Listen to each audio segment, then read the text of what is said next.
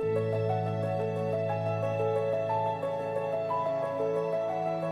going to sew a pretty mini dress with puffed sides. This design is very popular right now, so we created a pattern so you can sew your own dress this spring.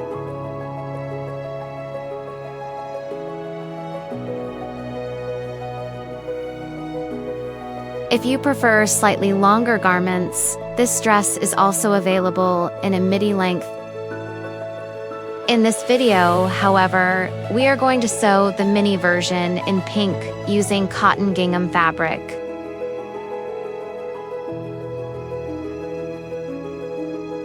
The original sewing pattern comes with a PDF file containing written instructions and photographs.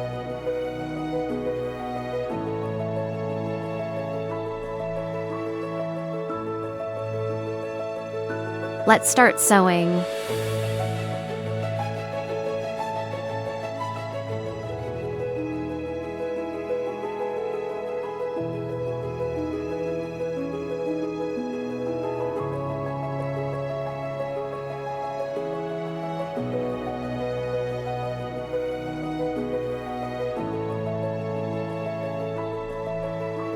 When cutting the fabric, I recommend placing the larger pieces first.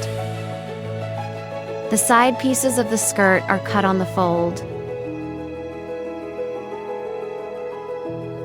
The fabric I'm using looks the same on both sides, but if it were different, we would mark the wrong side of the fabric.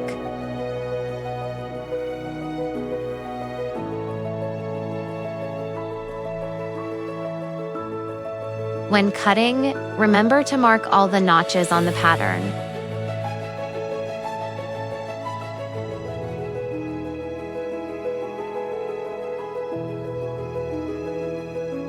Now, let's lay out all the pieces of the dress so we can see the overall composition of the garment.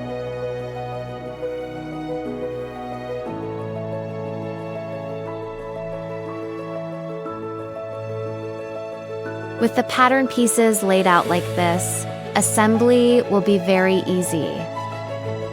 First, we will sew the front side panel to the hip piece along the horizontal seam. Place the pieces right sides together, stitch along the seam allowance, and then press open. For the center back, serge only the center seam.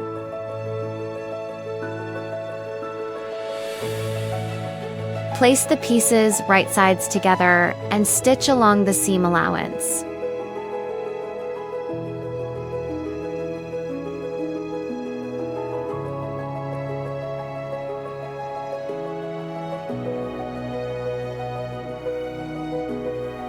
Continue the process with the back side panel and the hip piece.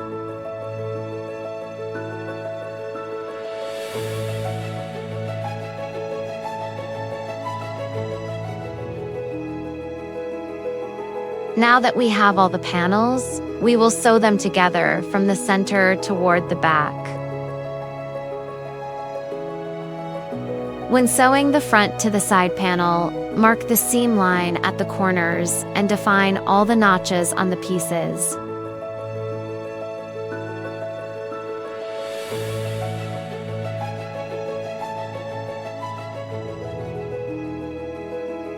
Place the pieces right sides together, shaping the center front piece to fit the curve of the side panel. Pin it in place, sew a straight stitch along the seam allowance, and press toward the side.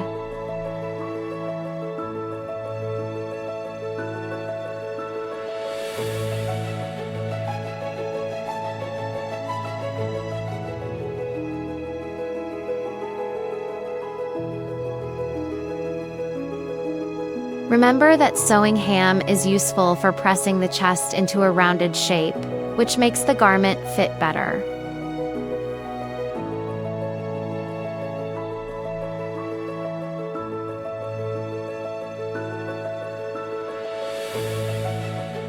First, sew the center back to the side panel.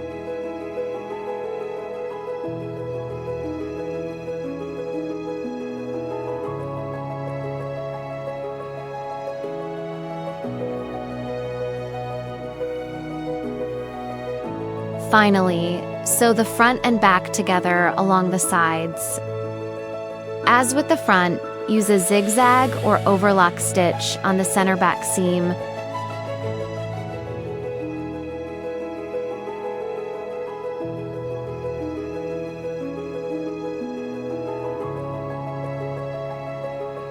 Use spaghetti strips to make the straps. If you don't know how to make these strips, you can learn on our blog. Pin the strips to the dress and try it on. Now is the perfect time to see if the bodice needs any adjustments. While we're at it, let's check the length of the strips. The pattern pieces are longer, so you can make them fit your body.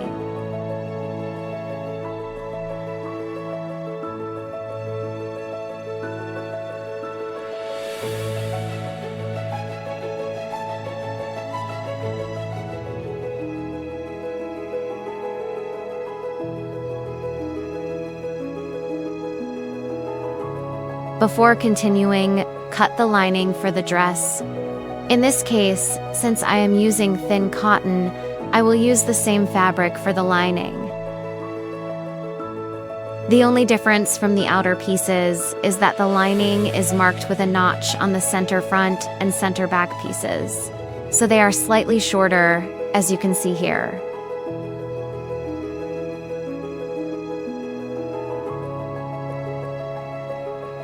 At the bottom edge, simply fold the seam allowance inward.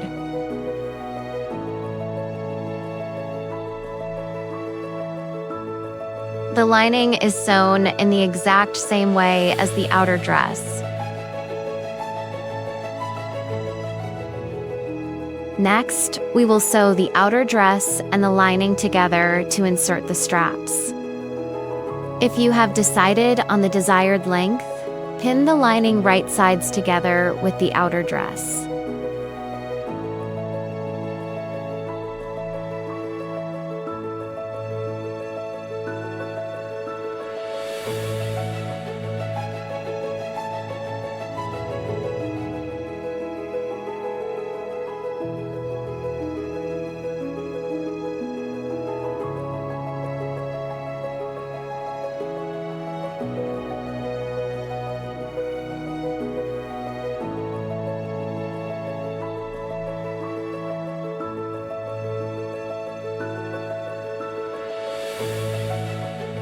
Then, place the lining of the dress right sides together with the outer dress. Match the entire neckline with pins.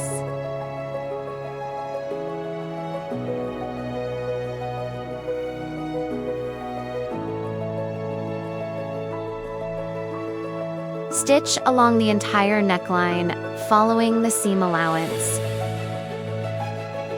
When you reach the strap, don't make a corner, but go straight across the strap for the base to be straight.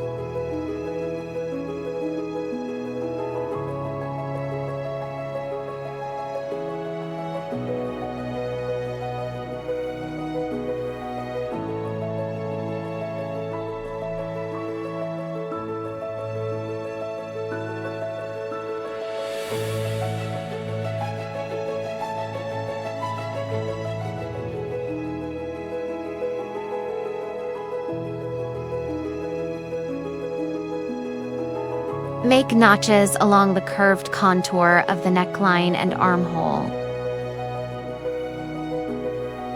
Finally, turn the dress inside out. Now is the time to decide if you want to do an adjust stitching on the neckline.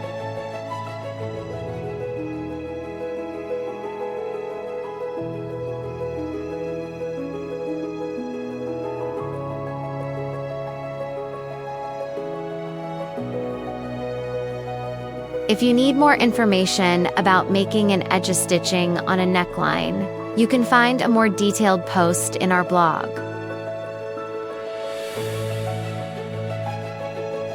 Press the neckline contour.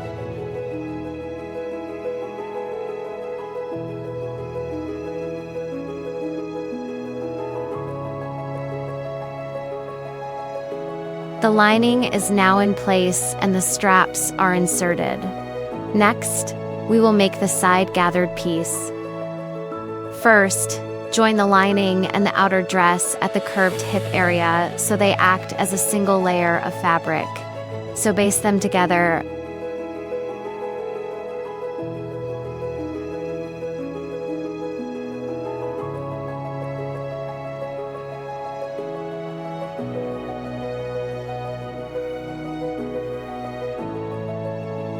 The side piece of the skirt has 2 notches, and you must start gathering from the notch closest to the center, working from side to side.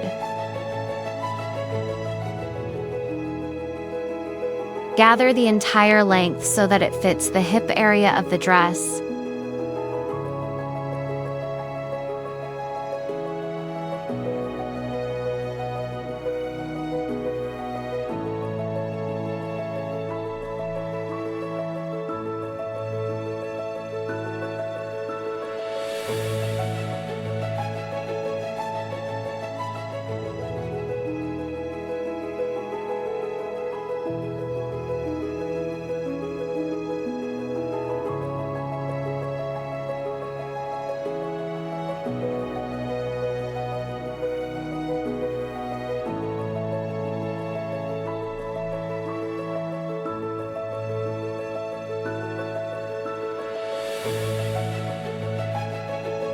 Spread out the skirt piece. Then, turn the dress over so that the right sides are together. Match up the entire contour of the hip curve. Remember that the gathering on the side piece must be inserted into the side seam marked by notches.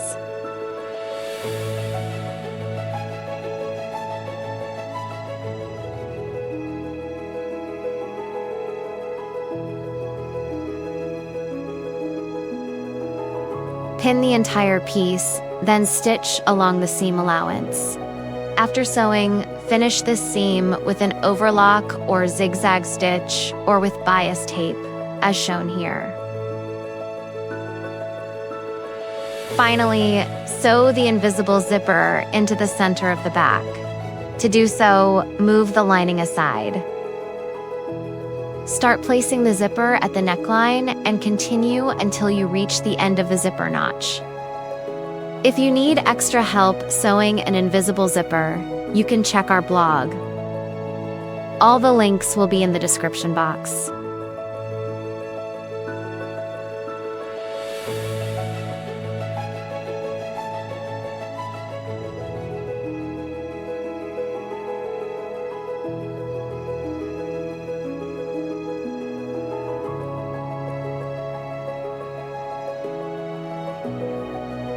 Once the zipper is sewn in, we can finish the center back seam.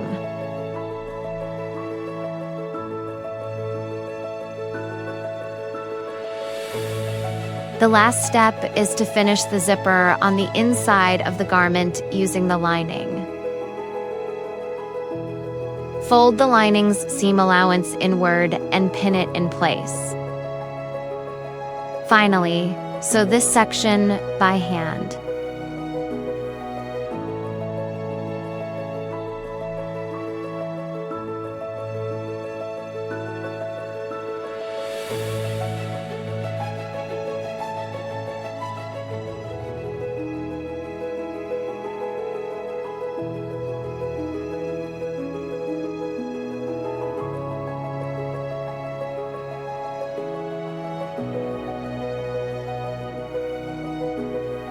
One small detail remains, sewing the hem at the bottom. You can create a 1 centimeter hem by folding the fabric over twice. First, make a stitch with loose tension to hold the fabric in place and prevent the bias areas from stretching. Then, make another fold and stitch again with the machine's standard tension. With that, the dress is finished. I hope you enjoyed the project.